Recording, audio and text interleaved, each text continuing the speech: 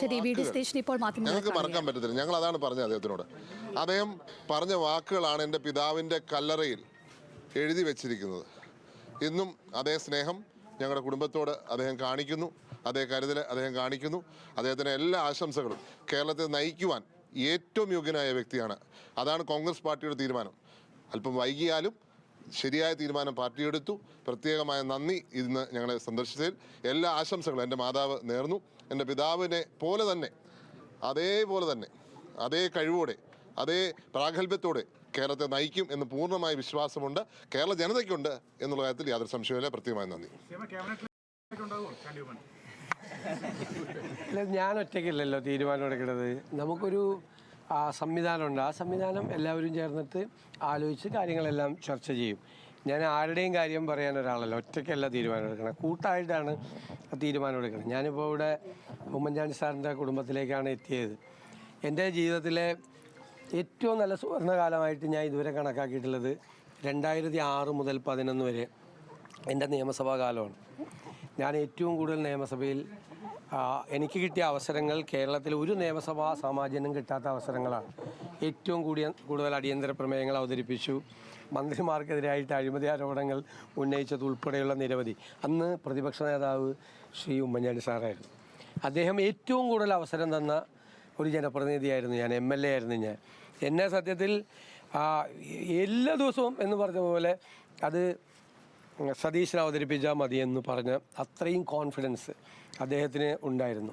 എൻ്റെ രാഷ്ട്രീയ ജീവിതത്തിലൊരു വലിയ നഷ്ടമായി ഞാൻ കണക്കാക്കുന്നത് മന്ത്രിയാകാത്തതല്ല, ഉമ്മൻചാണ്ടി സാറ് മുഖ്യമന്ത്രിയായപ്പോൾ ആ മന്ത്രിസഭയിൽ അംഗമാകണം എന്നെനിക്ക് ആഗ്രഹമുണ്ടായിരുന്നു. സത്യത്തിൽ അദ്ദേഹത്തിൻ്റെ കൂടെ വർക്ക് ചെയ്യണമെന്ന് ഞാൻ അദ്ദേഹത്തെ എപ്പോഴും നിരീക്ഷിക്കുകയും ചെയ്യുന്ന ആളല്ല.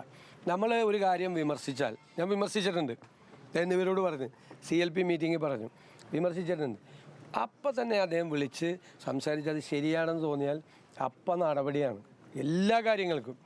ഞാൻ അദ്ദേഹം മുഖ്യമന്ത്രിയായിരുന്നപ്പോൾ ഒരു ഡസൻ കാര്യങ്ങളിലെങ്കിലും പരാതി പറഞ്ഞിട്ടുണ്ട്.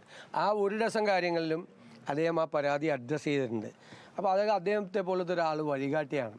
എങ്ങനെ സാധാരണക്കാരെ ചേർത്ത് നിർത്തണം, പാവങ്ങളെ ഹൃദയത്തോട് ചേർത്ത് നിർത്തണം, അവരെ എങ്ങനെ സഹായിക്കും. ഒരാൾ വന്നൊരു സഹായം അഭ്യർത്ഥിച്ചാൽ അദ്ദേഹം അപ്പം മുതൽ ചിന്ത തുടങ്ങി എങ്ങനെ സഹായിക്കാൻ പറ്റുമെന്ന്.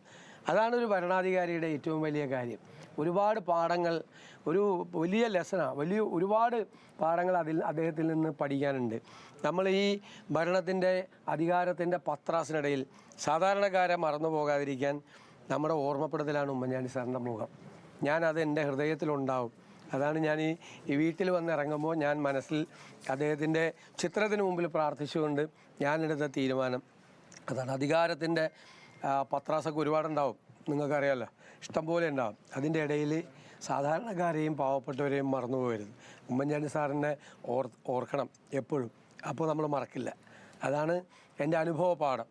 അദ്ദേഹം ഒക്കെ നമ്മുടെ മുമ്പിൽ നമ്മളോടൊപ്പം ജീവനോടൊപ്പം ഇല്ലെങ്കിലും നമ്മുടെ കൂടെയുണ്ട്, നമ്മുടെ വഴികാട്ടിയായി കൂടെ ഉണ്ടാകും എന്ന് തന്നെയാണ് എൻ്റെ ഉറച്ച വിശ്വാസം. മുൻ മുഖ്യമന്ത്രി കാണാൻ പോകുന്നുണ്ടോ? മുൻ മുഖ്യമന്ത്രി കാണാൻ പോകുന്നുണ്ടോ? ഉറപ്പായിട്ട് പോകും. ഞാൻ അദ്ദേഹം തിരക്കിലാണ്.